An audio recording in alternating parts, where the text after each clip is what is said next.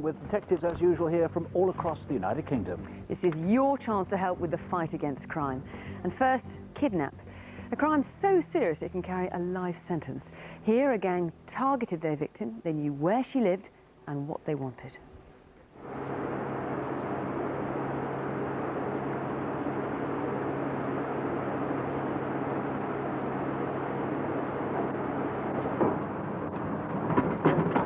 Is there any work going in there? I don't know. So there might be. I don't know, mate. Why don't you go round to reception? It's round the front of the building. Someone there would know.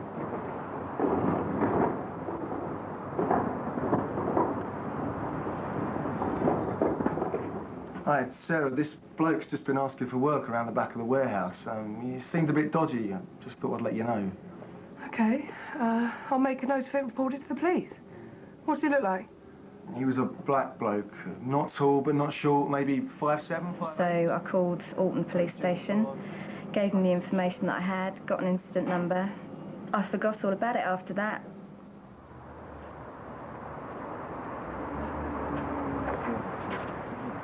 Eight days later, and over 20 miles away near the manager's home in Guildford, Surrey. Over several hours, 3 men were seen that Wednesday night.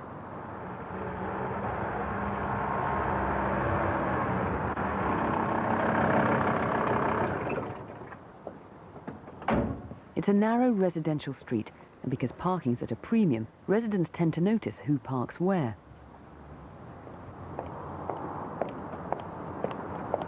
I'd been into town with some girlfriends for some dinner at a nice Italian restaurant. We'd had pizza and a couple of glasses of wine and a bit of a catch-up.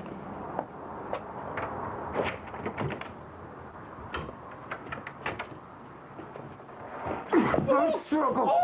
Where are the keys to your work? We're not going to hurt you. The first thing I thought was that I was going to be raped. That was my instinctive reaction, and that was why I went into a panic. It's all right, babe, don't worry. It's got nothing to do with you. We just want the keys to your work. Where are the keys to your work? They're not in there. They're in the key ring I had when I came in. They'll be on the floor. Is it these? Which one is it? This one? Give it to me. I'll show you. Come on! I can't see. I need more light. Is that one? One of them was particularly menacing. He gave me the impression that he could probably hurt me if I didn't play ball. Right, time to move. We're going to have to tie you and blindfold you. Now, I'm going to carry you over to the car now, OK? I can walk by myself. No. Can't do that. I had my dad's voice in my ear. He used to be a bank manager, saying the best thing that you can do is to do exactly as you're told and cooperate. Can you take yourself my head? I can't breathe. Shut up! Christ's sake, Jace, you can't breathe. It was a half-hour drive at midnight from Guildford to the warehouse back in Alton. Can you untie my hands? Otherwise that's going to keep happening. Sorry, babe, we can't do that. Oh, look, what do you think I'm going to do when you two here? Try and make a run for it? Look, babe, it'd be cool. You spend a couple of hours down the neck with the cops and get a day off tomorrow. Everybody's happy. That's enough! Who's got the keys? Who picked up the keys? I haven't got them. Neither have I. Come in, Tail. I can see tail. They were very keen to see where the other vehicle was. There were 2 holes on either side of the handles, on the rear doors. It seemed to be a way of just seeing out because there were no other windows.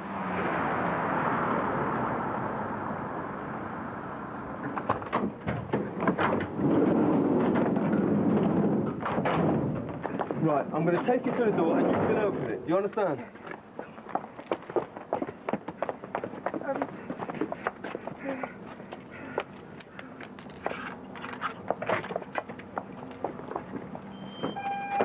Where's the security video? I don't know. Like I say, babe, don't worry. We're not going to hurt you. He called me babe and babes, but I figured it was just one of those things that was natural to his speech. It wasn't to do with me. Do you know what it feels like to have nothing, babe? I got it, let's go.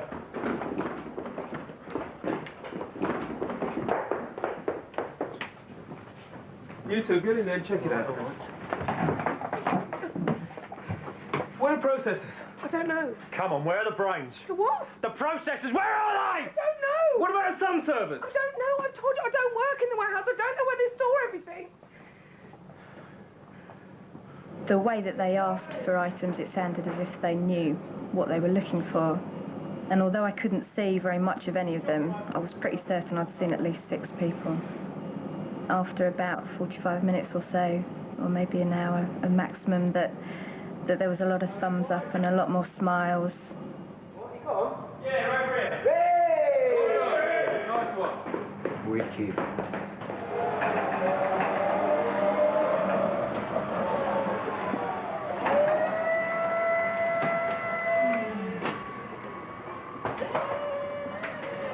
I could only see the runs that they did that came past me. I saw a fair few large items, which would be servers, which are very tall, very bulky. And when I saw those, I thought, well, they couldn't possibly fit all of those in the van that I was in. Not a chance.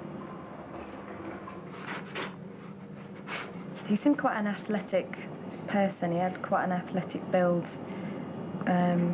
Not muscly, but quite lean. Right, we're nearly done. You need to think of someone we can call to let him know you're here.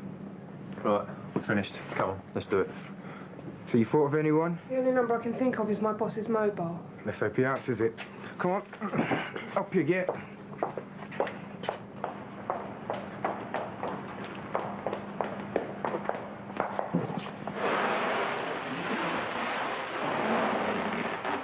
Right, we're going to leave somebody here for 10 minutes after we go, so don't think about moving. And don't do anything stupid like calling the police, OK? Now, we're going to phone your boss on his mobile in 40 minutes so that he'll know that you're here. That's how long we need to get away, all right? And remember, we know where you live. Don't worry, babe. You'll be okay. Maybe we'll send you a bunch of flowers in the morning to say thanks.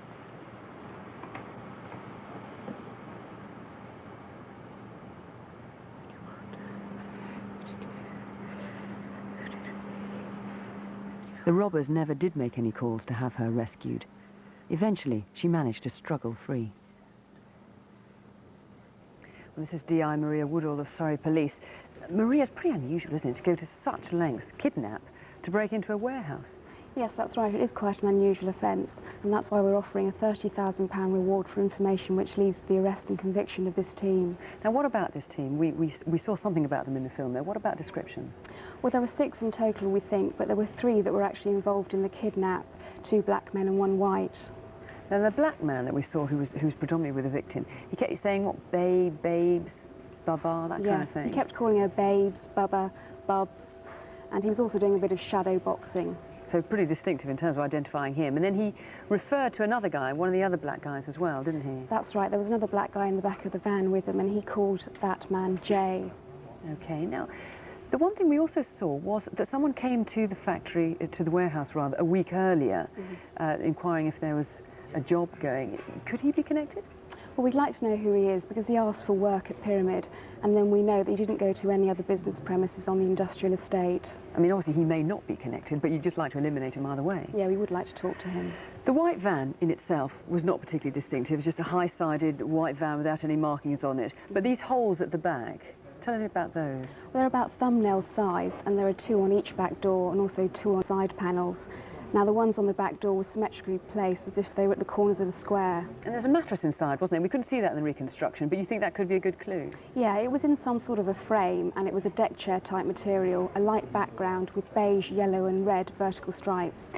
We've got the pallet truck that they left behind. Now, I wouldn't know one pallet truck from another, but this one has got some distinctive markings on, hasn't it? Yeah, I mean, the offenders left this behind, and it's got upstairs priority. Yeah, it's actually upside down there, but upstairs priority, and then there's some welding on it as well. Yeah, at the bottom. And let's just talk about these computers for a minute. This was some of the kind of stuff that was nicked. Is someone someone tried to sell them this or they saw this somewhere, how would they know that this was related back to this robbery? Well, there's a full list of the property on the Surrey Police website, but the monitors in particular were actually bought from the American market. They still have the American 2-pin plug on them.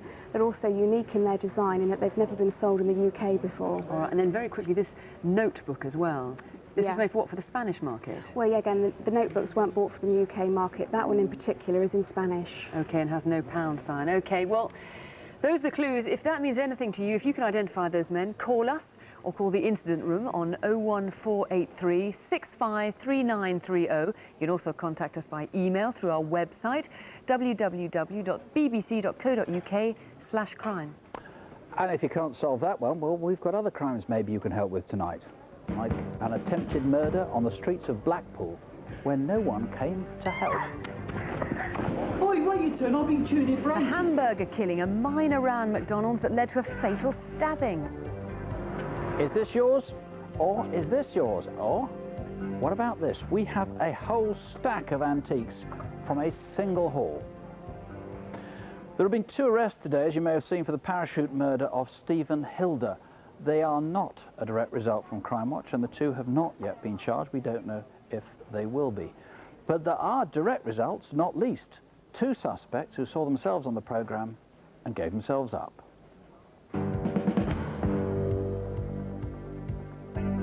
Remember Charlie? She was wanted after 2 flatmates in Brighton said they'd been beaten and robbed. 60 viewers rang, and detectives discovered her name was Charmaine Briers. But Charlie saw Crimewatch Update and went to the police. She's been charged with robbery and been released on bail. This man was wanted for credit card offences. Several viewers gave his name as Gary Lenton, a 25-year-old from Coventry. But he too saw himself and was so shocked he apparently dropped his pool cue. He's been charged with deception and is awaiting trial.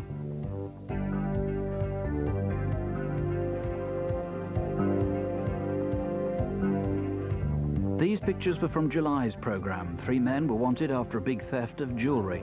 One was identified by viewers as Stephen Ward, but he escaped. Even so, it led officers to another man who's been charged with theft. And we've now got a proper picture of Stephen Ward. Is he watching this appeal tonight with you?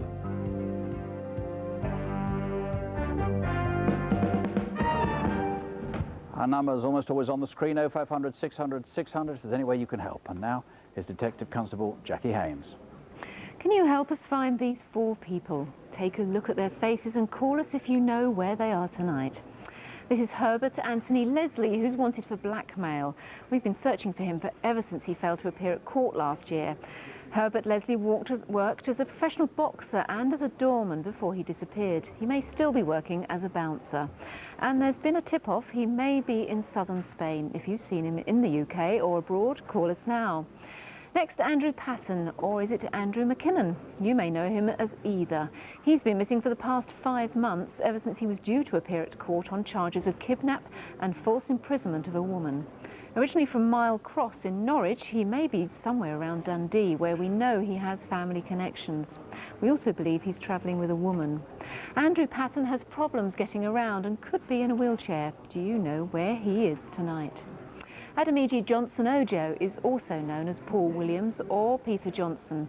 He was charged with setting fire to an immigration centre in February 2002, but he disappeared from his bail address in South London and has been missing for the past year. It's believed he may be in the Lewisham or Catford areas of London. He has a scar on his left hand and a tattoo on his upper left arm, but please don't approach him. Call us here in the studio instead. And finally, this is Sam Onajigovi, who could be known under another name. I can't tell you the details about this case, unfortunately, but it is a very important inquiry being carried out by the Metropolitan Police. What I can tell you is that it's a murder. We need to know if anyone has ever seen Sam Onajigovi, and I mean, have you ever seen him specifically in England? If so, please call us now, 0500 600 600. To Blackpool now, and an unprovoked ambush on a woman that could easily have killed her.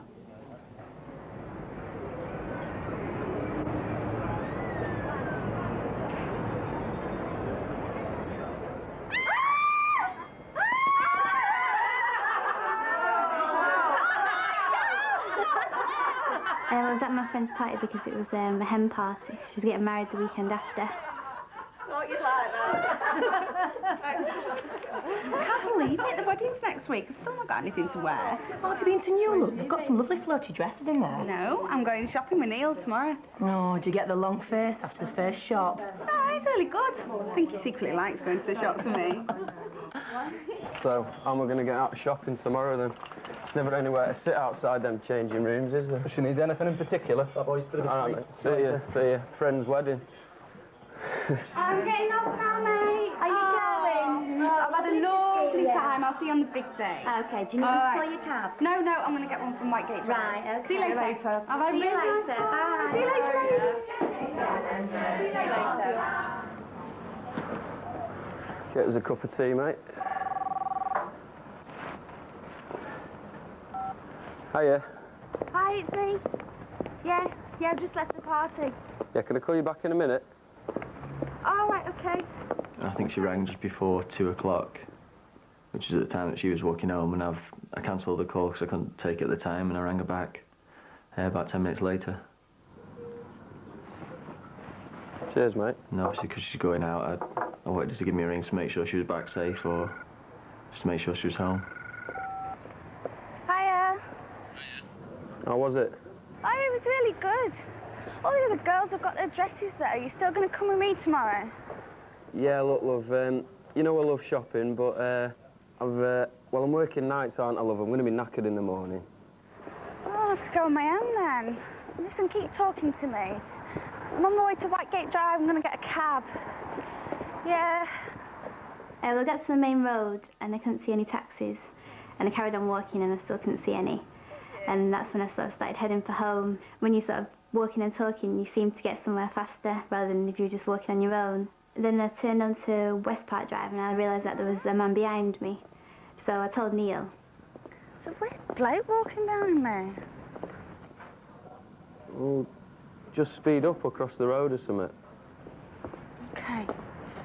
All right? Yeah, fine. Well, as I crossed the road, he carried on walking on the other side and got ahead of me. And so I could sort of watch him then, but he stopped at a junction. There's a junction called Cameron Avenue, and he stopped there and turned around, and so he was sort of looking at me then. She said something like, "There's a weird guy kind of looking at me." She said, "Just talk to me for a minute." So I was talking to her, I was getting like a little bit concerned. The next thing that I remember was I could hear something, and he was just like running towards me with a brick. Lisa? Someone's attacking her. Lisa! My heart was like thumping like mad, and then for a few seconds I was just kind of like just shocked. I just didn't know what the heck to do, like whether to carry on listening to her and see what was happening, or obviously had to get help for her. When I fell over, he came down on top of me and carried on hitting me in the face. I just thought at the time like he was just going to keep hitting me until I was dead. Don't believe it. Hello, Blackpool. Yeah, I'm a PC at Preston. I've just been speaking to my girlfriend. She's being attacked. She's on West Park Drive in Blackpool. Can you get someone there? And then for some reason, after a couple of minutes, he ran off. I got up, managed to get up, and I thought that I'd run over to the houses over the road, and I thought, well, you're going to have to sort of try and get somebody to help you or something. And like nobody had helped me, so. There's just all sorts running through my mind, whether she was getting raped or attacked or robbed, or it was horrible. I had a black eye, so it swollen up that much that I couldn't see out of it. It was all blurred, and I could see that there was a car over where it happened. But I thought that might have been the man coming back to sort of finish me off or get me or whatever, so I carried on hiding until I could see a car coming down the road, and I just ran out in front of that car.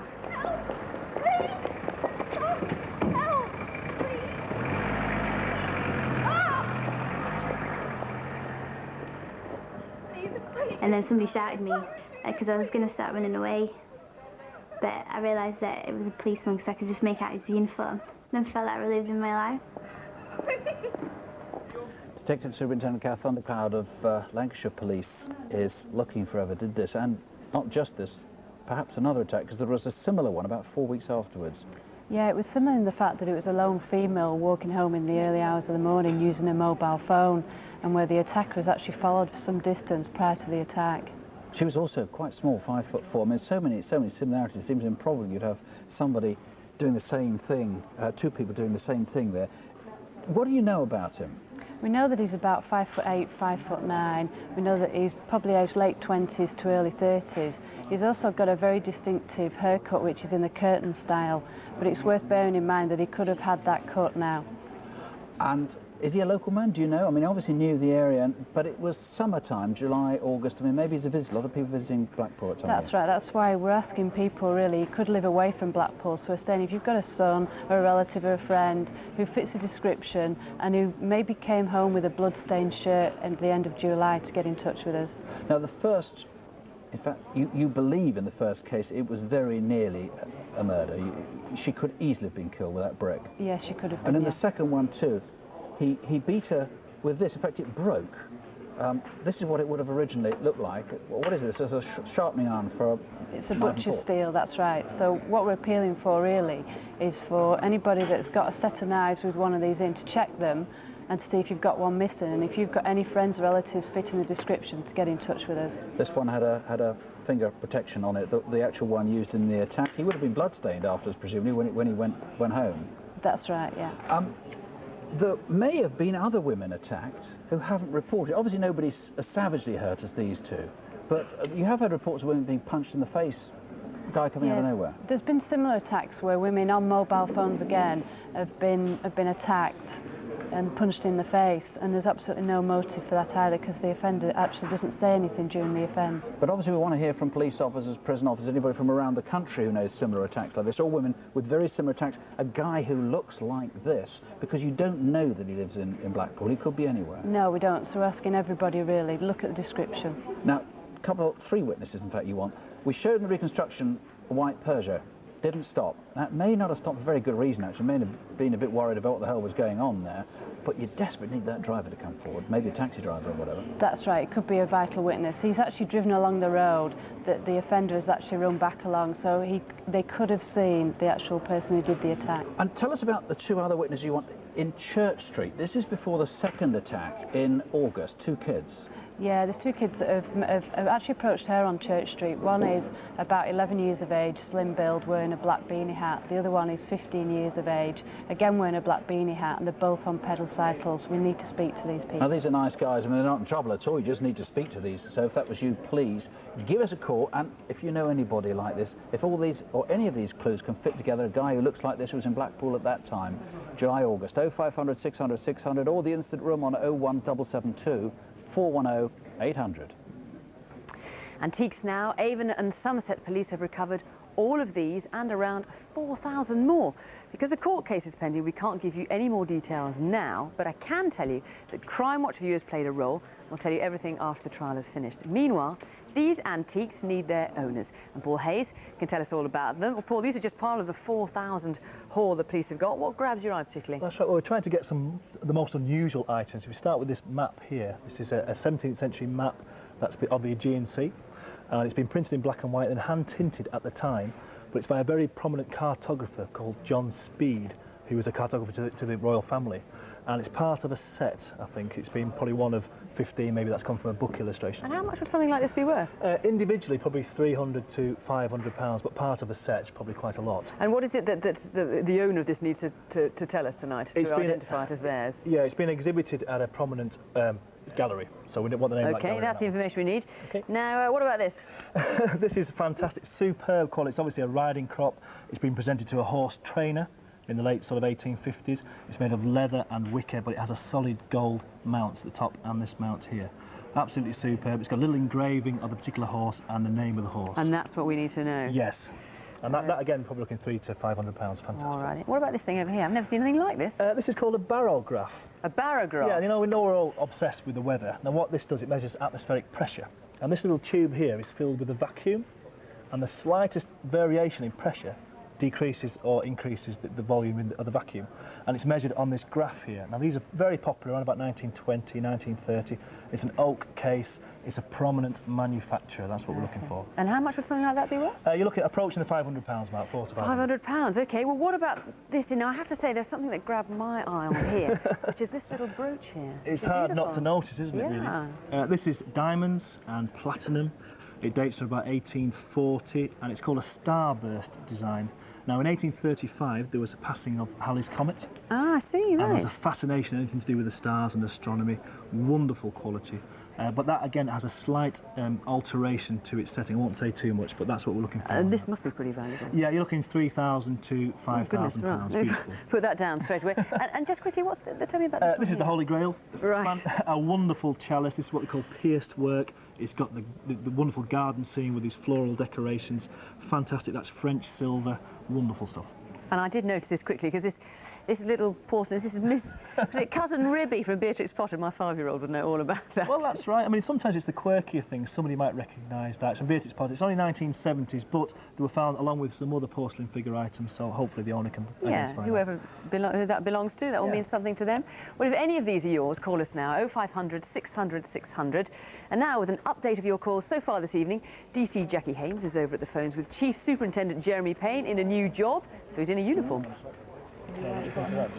Calls are coming in on the robbery at Alton where the finance director was kidnapped and computer equipment was stolen. We've had a suggestion as to who Jay is, and somebody just told me over my shoulder we've had a really good anonymous call as to identity of another gang member, and that clicks into all our clues around boxing and the transit van. So that sounds really promising.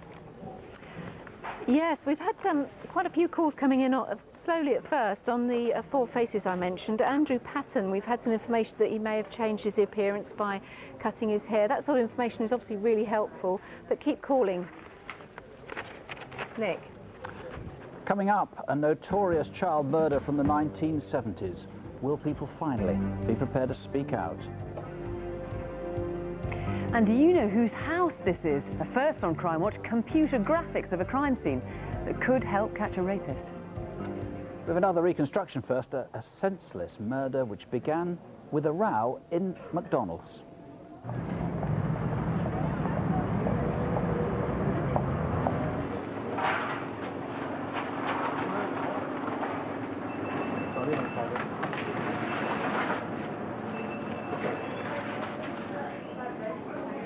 What do you think? They look really good. Yeah. They really suit you. Let's see how they go with that top you got. Hi, Bob. How are you? Hiya, Gav. How are you? Not so good, actually. Life's a bit poxy at the moment. You two been shopping, then? Yeah, over at the market. What do you think? Yeah, very nice. Can I have a bite of your burger? No, you can't. Yeah, you can have one on me, though. Oh, nice one. Thanks, Julie.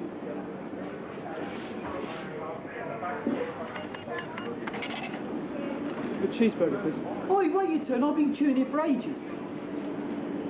Can I have a large Big Mac meal with a Coke? We're off. You coming? Yeah. You should learn some manners. What are you talking about? There wasn't a queue. Yeah, there was, and you jumped it. Get lost, will you? Hey, you can't talk to me like that. But what exactly is your problem? What, are you trying to bully me? That what you get off on, is it? I'll phone the police. You're going to call the police just because I got served before you? Oh, get a life. Oh, you got a knife in your bag? You're going to put a knife out on me, are you? No, I'm getting my phone. Gavin, leave it, babe. It's not worth it. You're pathetic, you are. I'll get lost. You bloody idiots. Oh, I'm behind you girls. Go on. You bloody idiots. What was that all about? He tried to jump the queue and I wasn't having it. Anyway, what was I supposed to do? I just put in my order and everything. So what have you two been up to recently? Apart from shopping. See Jay? Out for a few drinks? Yeah. How is he? Yeah, he's all right. Give me my change.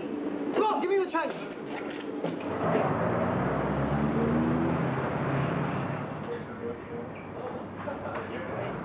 Did you? Yeah. And his mate Trevor. Oh, yeah. You Trevor, don't you? I do.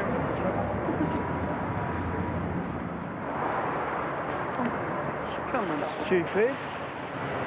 You know, someone said the other day that I make a great policeman. I should do a lot of work on you to pass you off as a policeman.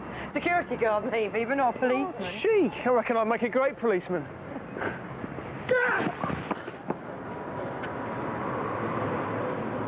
I've been stabbed. Call an ambulance! Call an ambulance! Someone call an ambulance! You've been stabbed!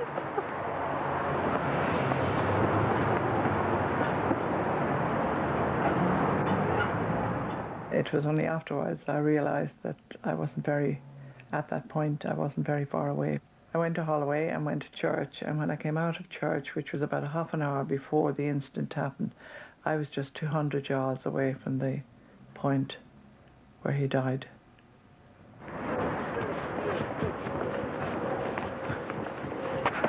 Help me. Call an ambulance. What? Oh, jeez. Julie, I'm dying. Gavin, can you hear me?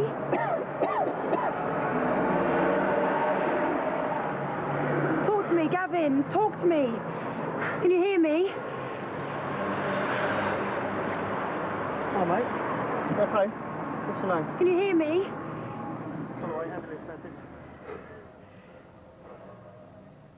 The last time I saw Gavin was 10 days, on a Wednesday night, 10 days before this thing happened. I'd just like to know why whoever did this to Gavin, you know, why did they just come along and stab him in the back for no reason? DCI Martin Lee's in charge of the case, and this really was a killing over nothing, wasn't it? It certainly seems that way. There were very few people in McDonald's, as we can see on the reconstruction and from the CCTV. There doesn't appear to be any reason for this assault at all. I mean, there really was no queue. I was just, the whole thing looked completely absurd. Absolutely. But we could see him on CCTV. He's relatively short, about 5'6". What else can you tell us about him? We can. He's about 5'6" tall. He's around 30 years old. He's got a Mediterranean or dark-skinned appearance, perhaps Mediterranean or Kosovan or something like it. We know that he's of medium build and he wears this very distinctive beanie woolly hat with a distinctive motif on the back of it. He had a little goatee beard, and he carried a 10 or 12-inch knife. He didn't run off to get this. That's right. This is something he habitually carries. He carried the knife, it would seem, in the backpack with an Adidas logo on it that he had on his back. And yes, he was prepared to produce that knife and use it. So a guy with an incredibly short fuse and an incredibly big knife is a very, very real danger to the community right now. Yes. Presumably when he went home, I mean, he doesn't kill every few minutes, one hopes, so he would have been very agitated. This is a month ago on a Sunday lunchtime. That's right. We think he was probably local because he ran away, and I think he knew where he was running. So he'll have got home perhaps to a partner or a friend or a relative in a very agitated state, perhaps sweating, with an excuse for why he was in that condition. Well, there've got to be people in North London who can put a name to this guy and tell us where he is. If you know him, call us before he kills again. And incidentally, should it help, there is a reward, about £10,000 on this one, so give us a call. Or you can call the Instant Room on 020 8358 0200. Now here's Chief Superintendent Jeremy Payne with some CCTV. Some amazing footage in a moment from the flooded interior of a top-end department store.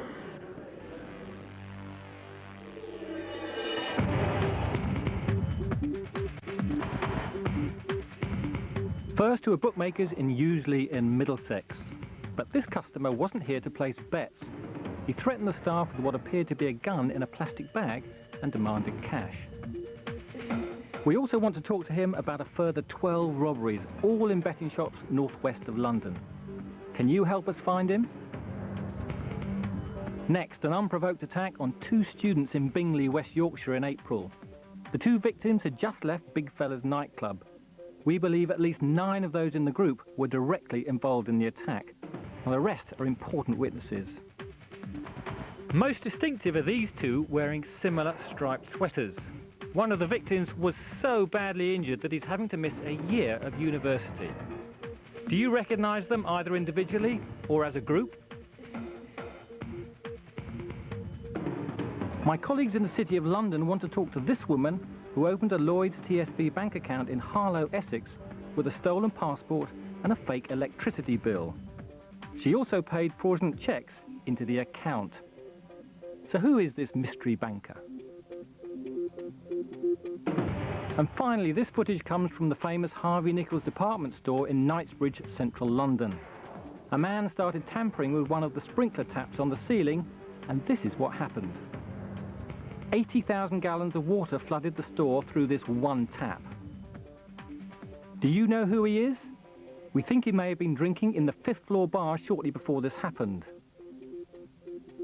These two girls were also seen on CCTV at the same time. They are important witnesses, and we'd like them to come forward. £250,000 worth of goods were damaged, so it turned out to be much more than a prank. Tell us who this man is.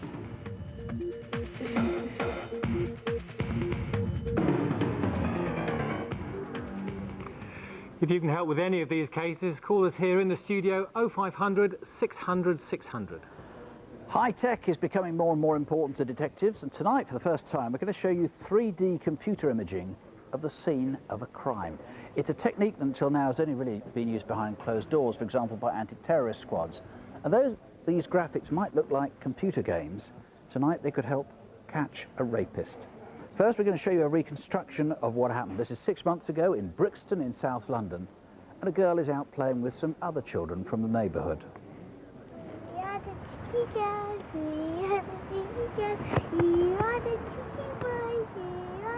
My daughter is just a baby, but the way she's tall in her appearance, you think that she's a grown person. But she's just a 12-year-old girl. She's an innocent girl. Wait, come here. Come here, girl. We're not gonna bite or anything. Just come here for a second. What's your name? Why? What's yours? Jake's. Marvin. James. Carlson. How old are you? How old are you? 18. I'm 14. I'm going then. Hold up. Ask us something. Yeah. What school do you go to? St. Joseph's. She doesn't mix with people a lot. She doesn't meet boys anywhere because she goes to a girls' school, and she said that they were nice. So the boy was tricking her to trust him because the boy has got a different agenda in his head. He's got a different agenda altogether. Okay, let's go. We're not finished yet. It's getting cold. I need a jacket. Who's coming back with me? No, not me, man. No, me neither, bro. Come with brother, man. What about you? No. Come on. Up the hill, it's only about 5 minutes. I'm still not going. Alright, it's not far, come on. Just come. Look on my arm.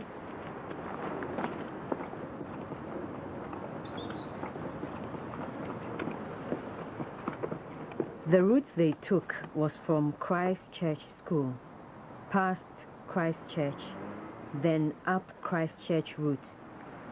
They went a bit further up, and she said that they turned. At the turning was a bus stop without a shelter, but that's the only thing she remembered from the route they took, so she didn't know where they were. I asked her, "Why didn't you scream?" She said, "Mum, I can't." I said, "Why?" "Because the boy keeps telling me, hurry up, hurry up. If you don't hurry up, you're taking too long and something bad will happen." So she just stayed quiet and followed the boy. No! What are you doing? No! Anytime I look at her, it just come back. That day just come back. Anytime I look at her.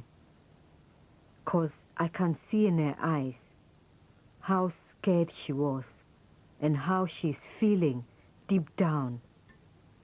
Deep down, she has been destroyed.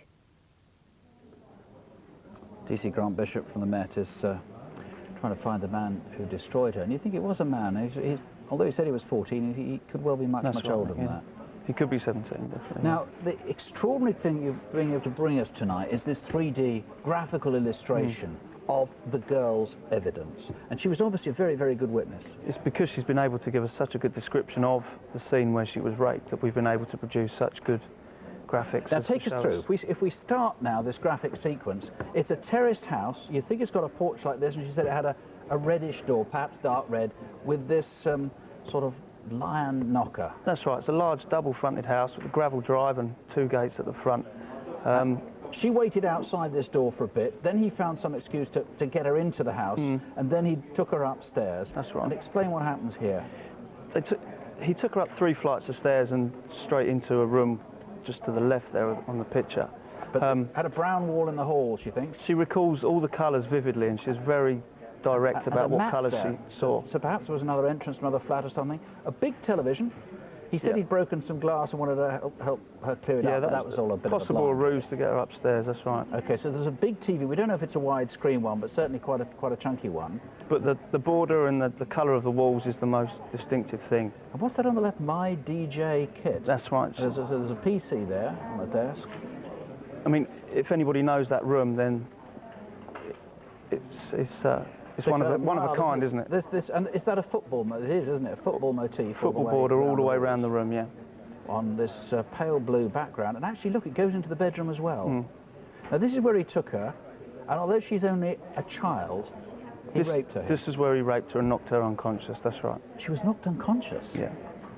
And this very, very distinctive. Was that a duvet cover or a bedspread? It was a quilt cover. She described the pink on the bed sheet perfectly, and the quilt cover with the green star on it. She was very direct about that. And there was a shower room or something. When she came round after being knocked out, she noted that her attacker was in that room taking a shower. Now, he called himself Marvin. You think he was more than 14. There was something about his left eyebrow. Tell us what that was that she said was distinctive. He had 2 slashes through his left eyebrow and a tooth missing on his lower tooth. Tooth missing? Yeah. Lower one. And the hairdressing department perhaps got it wrong as far as our actor was concerned, because he had a much shorter hairstyle. He had a short afro, not the cane rose as shown on the video there. Tell us, Grant, about the 3 boys who were with him at the beginning, because they had nothing to do with this whatsoever. They probably had no idea. They played no part other than they were with Marvin at the early part of the day. They probably know nothing about this rape. But they are your best bet, because they will lead him We too. need to speak to them urgently. They are our main source of this investigation. So either they've got to persuade Marvin, or whatever his real name is, to come forward, or better still, they've got to call ring us. up tonight. They need to call me as soon as they can, and we can eliminate them, and we can hopefully catch When you say eliminate them, they're not suspects at all? No, they're not suspect, but we can hopefully point out who they are, and through them possibly get to Marvin. OK, give us a call if you're one of those 3 kids. Somebody knows this youth, somebody knows that house. Tell us who he is, where he lives, where that house is. 0500 600 600. And to Belfast next, and a police inquiry that started so long ago the people involved could now be anywhere. And those who know something may finally be prepared to talk. We're travelling back some 30 years to 1973, a time when Northern Ireland's troubles were only just past their peak, and army patrols were on the lookout for anything suspicious.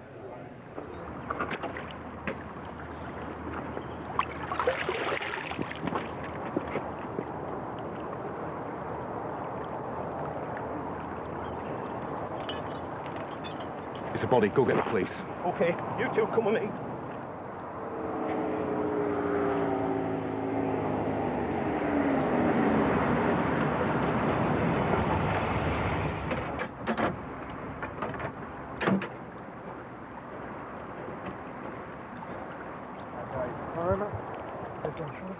Brian, he was all right. He was like any other normal boy. He was tricky, yes, but he was lovable. He was the youngest of the family, and anything you asked him to do, of course, he always said no, Mum. But in the end, Brian always done it what you asked. There were 5 children in the family. Brian's brother Eddie's now in his late 40s and lives in England. Brian was very petite, very small kid, very small build for a 10-year-old, quite frail. It looked like, in fact, he didn't eat. He only ate junk food, I assume, like we all did. He was so small, his charred and dismembered remains fitted easily into a Hessian sack. It soon became a very big inquiry. I was in my bedroom at the time, and I realised there was something going on. Hello, Mr. and Mrs. McDermott. Yeah. Could we come in, please? I had a lot of commotion going on downstairs, and a lot of screaming and crying and shouting. In the front room, there was a police constable with her arm around my mum. My dad was just sat in a chair, mortified. And I realised then it was bad news, that Brian probably wasn't coming home ever again.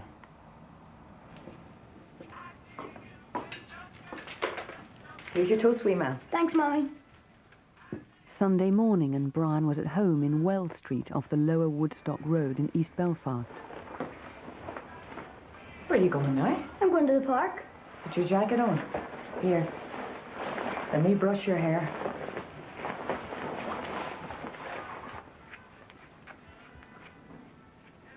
Could be long. Your dinner's nearly ready. Okay. I looked out the window to see him going across the road, and I just saw his back. That was the last time I saw him. We know Brian went straight to Ormeau Park, where in the next hour and a half he was seen by several of his friends, all of them now middle-aged. Hello, Brian. All right? I was taking my dog Spot for a walk. Where are you going? I'm going over to the bushes to build a hut. All right. Bye. Bye. It's just a normal Sunday. Brian seemed his happy self, and there's nothing different. But an hour later, Brian didn't seem his happy self at all. When another friend approached him, he wasn't in the mood for play. Will you come over there and play in those swings with me?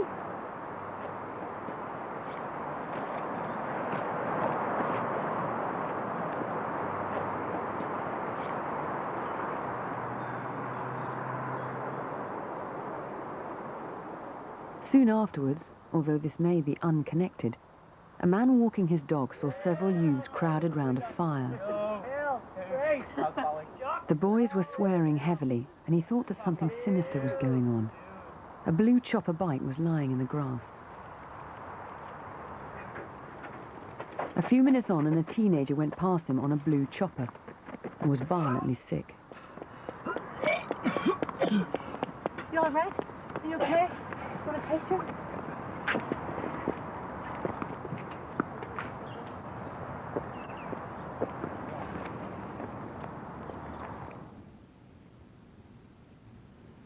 Go look for him, will you, Eddie? Make sure he's all right. All right. Come on, Charlie. Okay, boys. Brian! Brian! Brian! I just stayed in to see if he'd come home, but he didn't. Of course, all that night, I kept my front door open, went outside to look for him, called his name, Brian. Brian! Brian, come home, Brian! Brian, come on home. But there was no signs of him, or nothing. Somebody had took him away and just took the life out of him. How he suffered. He must have suffered. Wish I had him now. DCI George Hamilton joins me now. George, it's a tragic case, this one. And it happened 30 years ago, so why are you bringing it to Crimewatch now? Well, yes, this is the 30th anniversary of this crime. And what we want to do is to bring the people responsible to justice and also to provide closure for the family. We can only do this if people come forward with the information that I'm confident is out there. Now, the key thing is information you want now, 30 years on, witnesses. We saw quite a few people there in that reconstruction in Ormeau Park. It was what? It was the 2nd of September, last day of the school holidays, 1973. Let's talk about, first of all, about that group of boys. Yes, the group of boys round the fire may be significant. What is significant is that they haven't come forward to the police, either the original investigation team or part of my review team. So we're keen to talk to them, if for no other reason, for elimination purposes. There was something they said, wasn't it? Someone thinks they heard them say "we jock." Yes, this term "we jock." Now that may be significant. We know that Brian may have had still a Scottish accent. He came across from Scotland when he was 5 years old. That may be significant. There again, it may not. We need to talk to these people. Of course, they may have nothing to do with it, may they? Yes, that's right. And then, of course, there was the boy who was seen racing along on his chopper, and then he was violently sick into the bin. Again, he might not have anything to do with it, but you still want to talk to him, You still want to speak to him. In fact, there were other people in the park. There were people playing tennis. There were parents with children in the park, many of whom we know have not yet come forward to talk to the police. We want to speak to them because we believe that they may be able to give us vital information in relation to Brian's movements that could be very beneficial for the investigation. And of course, they may not be in Belfast anymore. They could be anywhere. No, there has been a large amount of people, especially in the 70s, who left Belfast and went to live in other parts of the United Kingdom. So that's why we're hoping that these people will take the opportunity of contacting us tonight to give whatever snippet of information they may have. Okay, well look, you heard it there, your loyalties may have changed. There may have been reasons why 30 years ago you wouldn't talk to the police. You may talk to them now, or you might have talked to the police in the original investigation. The police who are looking at this now do want to talk to everyone who talked to the police before. You may be able to shed new light on the investigation. The number's 0500 600 600, or you can call the incident room on 02890 259 784. It's still early days, but we may have found 3 of the group that attacked those 2 students in Bingley. We've got a name given for the killer of the guy after the row in McDonald's in North London. He's a local man, seems to fit the description. Have a chance to check that now. But right now, we're checking another name.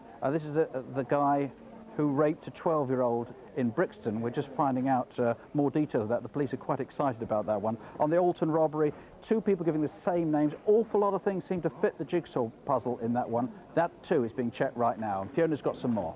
Yeah, we've had a fantastic response on the Blackpool assaults. If you remember the 2 women who were viciously attacked, it could so easily have been a murder inquiry. It's a miracle it wasn't, to be honest. Very good leads, lots of names. The same name has come in twice.